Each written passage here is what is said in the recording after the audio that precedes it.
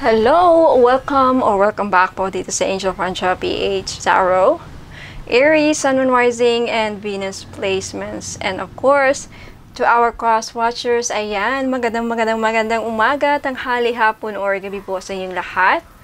I hope na nasa mabuti po kayong kalagayan mga madam and sir. So in today's video, titignan natin kung ano ang mga mensahe or mga messages ng yung mga guardian angels, spirit guides, and of course, ano ang mensahe na gustong ibahagi sa iyo ng ating Panginoon, ng ating Papa Jesus. Okay? Sa mga problema ninyo na kinakaharap ngayon or mga maybe lately, no? So, ano ang mga mensahe ng ating Papa Jesus sa iyo, Aries, tungkol sa mga pinoproblema mo ngayon. Okay? Bago yan, gusto ko lang i-announce na available pa rin ang ating all-in-one powerful bracelet. This is 700 pesos. Okay? Dinasalan ko ito sa Latin. Makikita nyo yung video. In-upload ko dito sa YouTube. Okay? May kasamang mga instructions, documents, prayers, and everything. Mga kailangan nyo kasama na sa envelope. This is 700. Makikita niyo yung mga feedbacks. Okay, mga gadang feedbacks po sa Facebook page Angel Francia PH Tarot. Meron na rin po tayo panangga sa kulam or mangkukulam protection. This is 1,000 pesos. May kasama ding ritual. May ginawa din akong ritual dito sa Latin. Makikita niyo lahat ng ritual na ginawa ko sa mga amulets and charm necklaces or bracelet dito sa YouTube channel. Kung gusto niyong curious kayo, pwede nyong panoorin. Hanapin ninyo sa mga videos ko. Okay, meron din tayong pangtanggal sa mga sumpa na ginawa sa inyo. Okay? Sumpa sa inyong buong angkan. This is 1,900 pesos. Sa gustong mag-avail, let me know. Mag-message po kayo sa Facebook page Angel Francia PH Tarot. Ayan. Okay. Simulan na natin. Okay. Magpapatunog ako ng loud sound. Okay. Just a warning.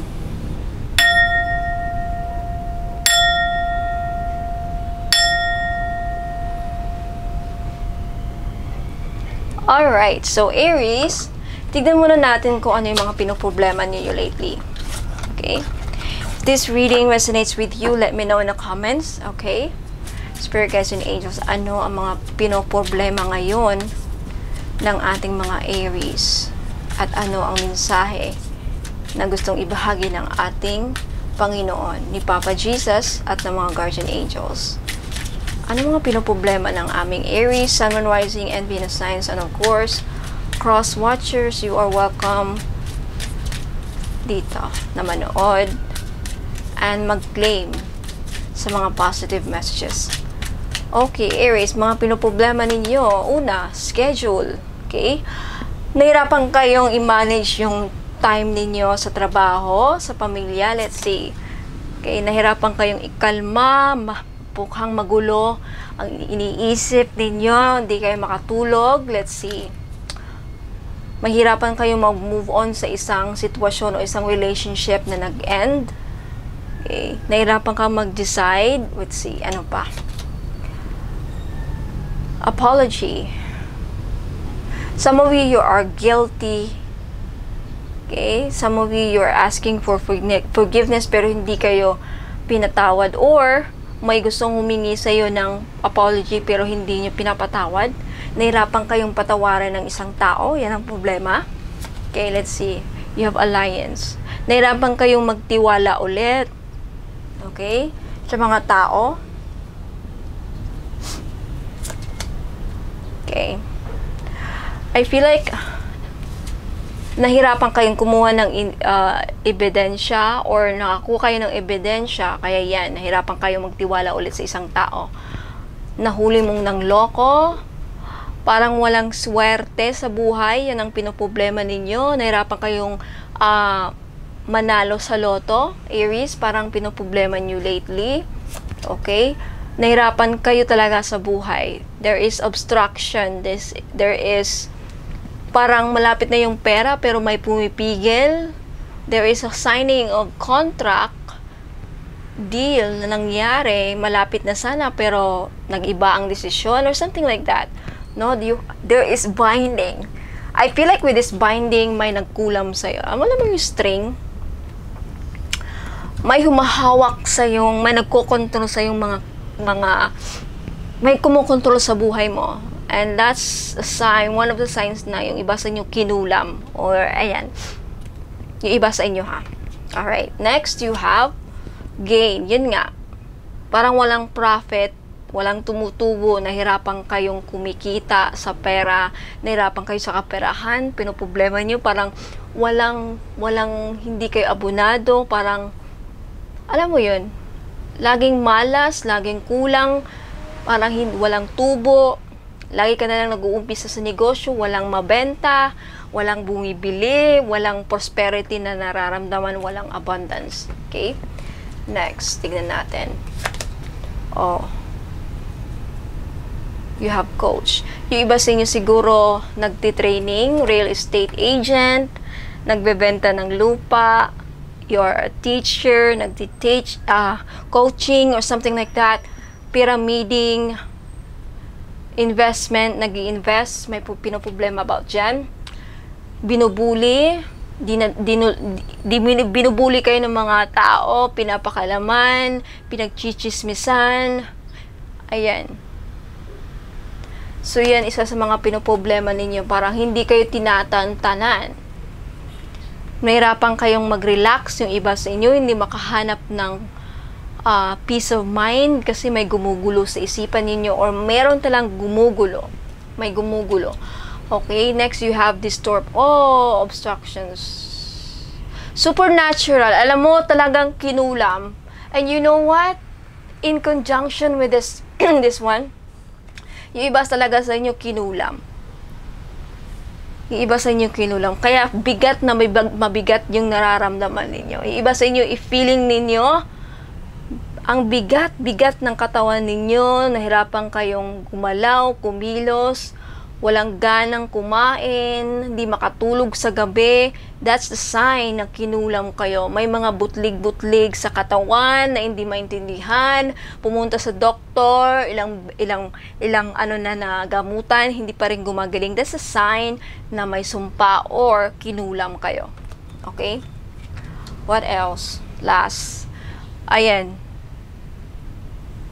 May problema, hindi makahanap ng solusyon, bulag, hindi naman literal na bulag, hindi nyo nakikita ang liwanag. You are in the dark place. You are in a very dark energy. Oh my goodness. You're surrounded with darkness. You don't see the light. Yan ang problema sa inyo, pinoproblema ninyo. That's why, you know what? Kailangan mong magpatawad. Iba sa inyo para magkaroon ng abundance, may blessings na dumating. Kailangan ninyong patawarin ang mga taong nagkasala sa inyo. Huwag magtanim ng galit. Natural naman tayo magagalit. Pero we have to deal with our anger in a very healthy way. Pagkatapos mong malaman, i-express mo yung galit mo in a very healthy way. Paano? Express mo. Magalit ka pero stop and then let go. Ganun lang. Hindi na yung magtatanim ka na hindi mo na i-let go, hindi mo na alisin. Normal sa isang tao na magalit. Because we are human. Hindi tayo immortal. Hindi tayo mga archangels. Hindi tayo mga divine light beings. Hindi tayo mga ano. You know, we are just human. We are born to experience these things. We are meant to experience these things so that may matutunan tayo in the afterlife. This actually, in our world, physical world, all of us, every day, every second, we are being tested. Para kung sino lang deserve na makapunta sa langit. Every day is a test. When you woke up, every second, tumatakbo ang oras, every second you are being tested by the universe, by the God, on how you navigate life. What is your choices? Ano mga choices mo? Okay? Ayan. Alam mo kung bakit? Di sana lahat ng mga tao ngayon, puro kasaganahan, lahat, puro, kung dito sa mundong sa mundo nating kinagagawalan, ano ba natuto? Nabubula na naman ako. Dito sa earth, okay? Sa physical world natin, dito sa third dimension, fifth dimension, 3D dimension, okay? Sa 3D. Alam nyo guys, every second, every day is a test. Kasi, di sana lahat na ng tao mababait. That's very impossible. There's always bad and good. It's always up to your choices. So, it's your choice. That's why we have, sinasabi, di ba, may will na tinatawag. God gave us the will. Sa kanya nang galing yung will or choice. So, it's your choice kung pupunta ka sa dilim. It's your choice kung magpakabait ka o hindi. It's your choice kung malulung ka sa sugal. It's your choice kung hindi ka titigil sa bisyo mo, sa kakasigarilyo, sa pambababae, sa panluloko. It's your choice. So, you have to face the consequences later on. Alam mo dapat, gusto ko lang magbago. It takes a lot of discipline. Kaya mo bang disiplinahin ang sarili mo? Kaya mo bang magpatawad? Mahirap magpatawad. Mahirap. Hindi mo kailangan pumunta sa tao at forgiveness is not about being kind to those people and being, lambing-lambingin o ihag. No. Forgiveness is about you. It's about yourself. Forgiveness, nasa atin yan. Forgiveness in our heart. Kasi kahit pa, alam mo, ganito yon. Kaplastikan ang isang tao na nagpo-forgive sa harap-harapan, mabait, it's not actually forgiveness. Okay lang, yung ginawa mo, okay lang. Walang problema yun. Ayaw, naku, wag mo nang isipin. And then, pagtalikod mo, wala na yung taong chinichismis mo na, alam mo yun, naiilit ako. That's not forgiveness. That is not forgiveness.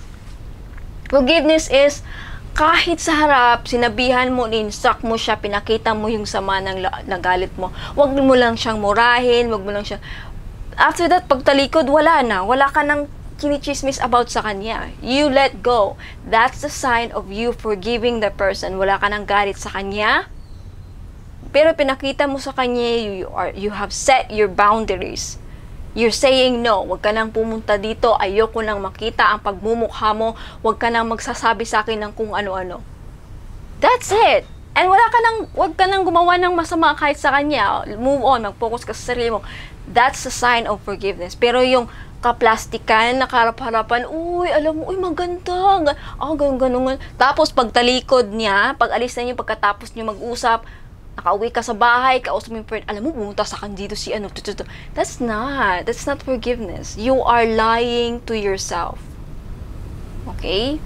So, ayan. So, maybe, that's why you are in this very dark energy. That's why walang mga, alam nyo guys, yan ang, you're building blockages in your life. You are creating a financial blockages.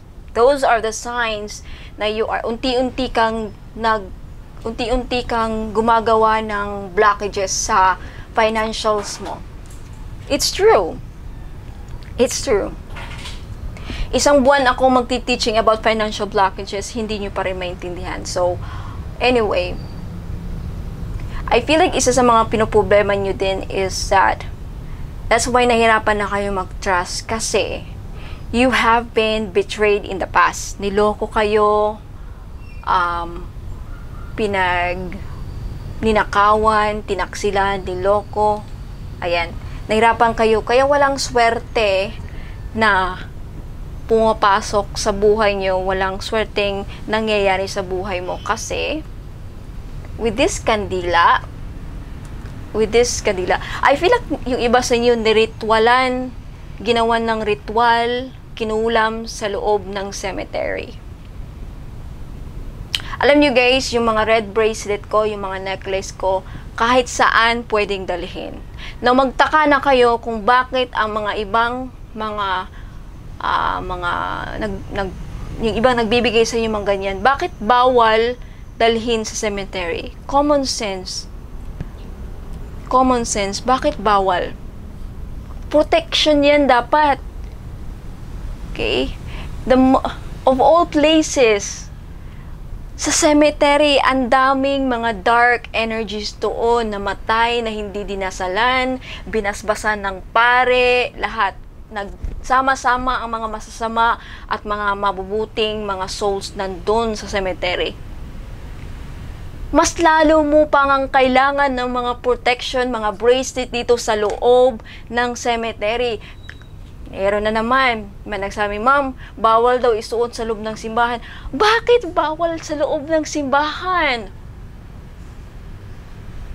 Common sense. Magtaka ka na kung bakit bawal. Maybe dark yan. Maybe that's a voodoo, that's black magic ang ginawa sa inyo, kaya bawal dalhin sa mga subsimbahan. Sa loob ng simbahan, it's divine church. It's supposed to be protektahan ka, tapos bawal mong dalhin ang isang bagay na puprotekta. Bakit? Para baka masumpa? Common sense, magtaka kayo. Lahat ng mga bracelet ko, walang bawal.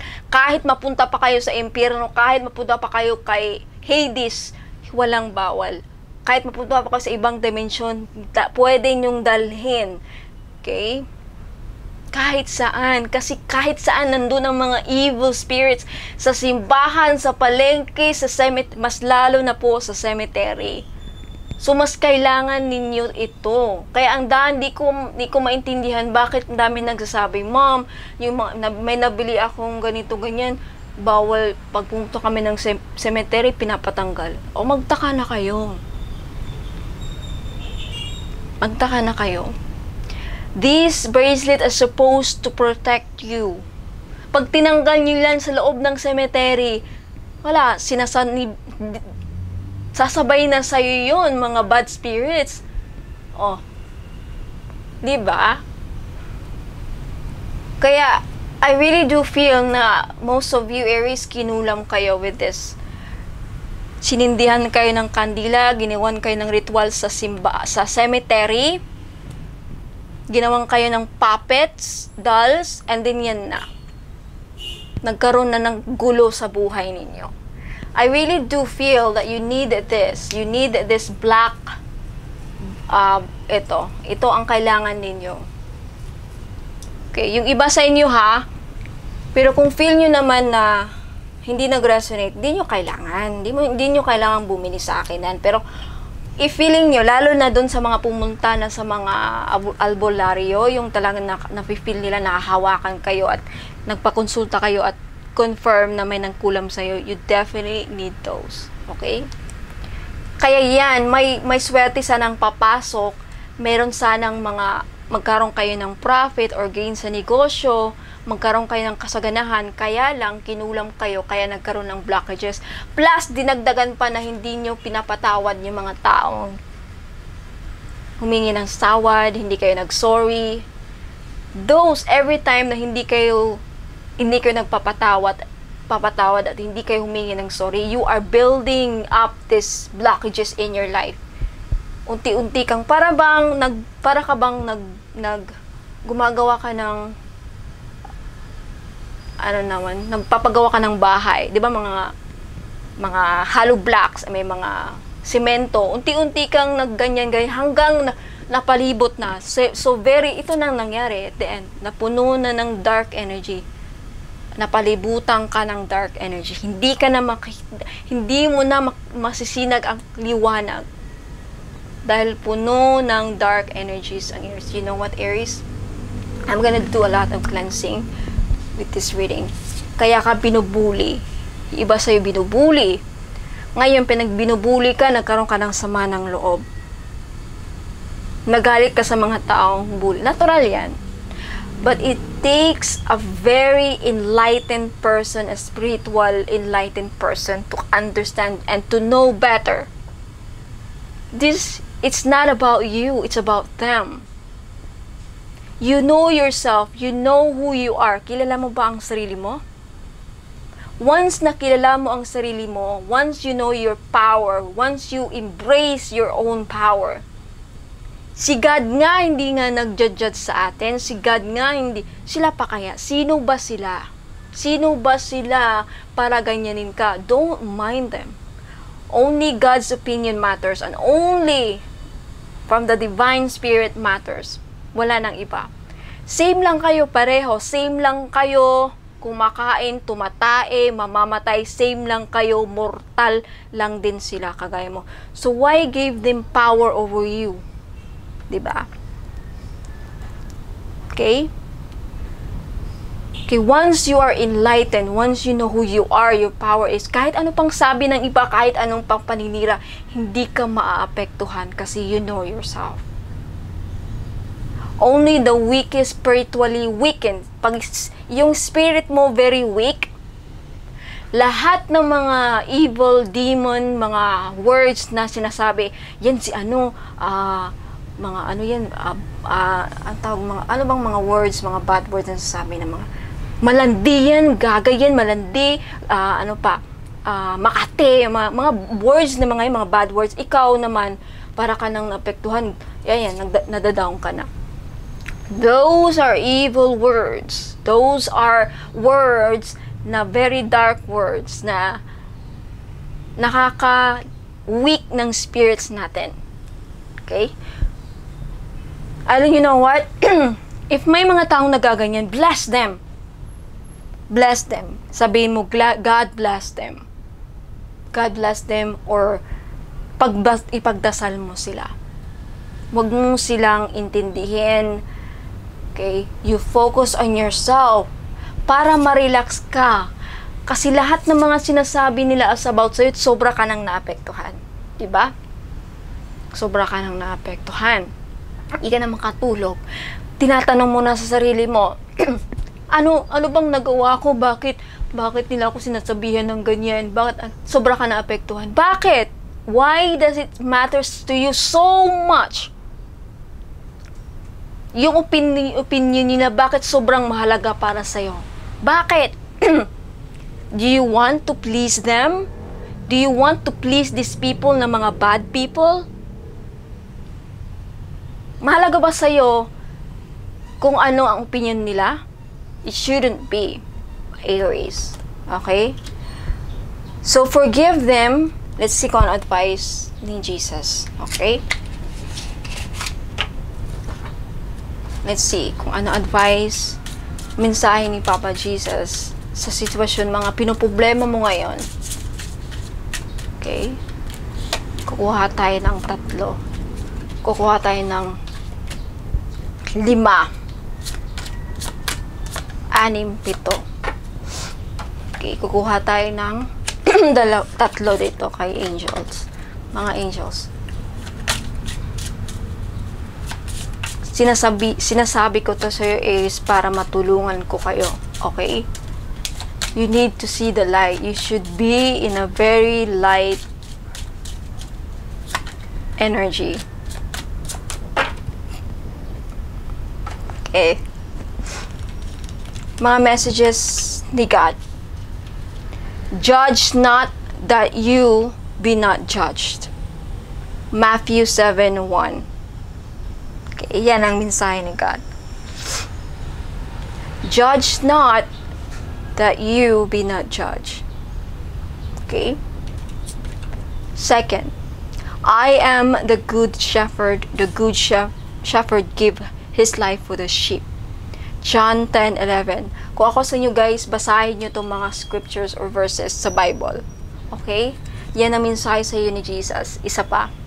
He that believes on me, the works that I do, shall he do also. And greater works than these shall be do, because I go unto my Father. John 14:12. Next. Peace be unto you. as my Father had sent me. John 20:21. Okay? Next, you have, nothing shall be impossible unto you. Matthew 17:20. Walang imposible sa'yo, Aries. Okay? And this one, ask and you shall receive, that your joy may be full. See? Mag-pray lang kayo kay Papa Jesus. Si Jesus at si God lang dapat ang yung opinion nila at mensahe nila ang mas dapat na mas mahalaga kaysa mga opinion ng ibang tao. Diba? You also have the Comforter, which is the Holy Spirit, whom the Father will send in my name. He shall teach you all things. John 14:26. Okay. Message sa iyo ng mga guardian angels, you have Caressa. You are at the end of a cycle in your life. Call upon your angels to comfort you and to guide you to your next step. Happiness awaits you now. See? May happiness na nag-aantay sa iyo. Kailangan mong kausapin yung mga si Archangel Caressa para tulungan kayong i-guide. Okay? You have Archangel Gabriel. You have an important life purpose involving communication and the arts. Please don't allow insecurities to hold you back. I will help you. Tutulungan ka ni Archangel Gabriel sa problema mo, sa mga blockages mo. Okay? You have Archangel Ray. Yoga and exercise are essential to your well-being, peace of mind, and spiritual growth right now. Ayan. So, Aries, Sun, Moon, Rising, and Venus signs, yan ang mga mensahe sa iyo ng mga spirit guides ni Papa Jesus at ng mga guardian angels tungkol sa mga pinoproblema mo ngayon. Maraming salamat, Aries. I'll see you next time. Let me know in the comments kung nag-resonate to sa inyo. I'll see you next time. Ingat po. God bless and more power. Paalam!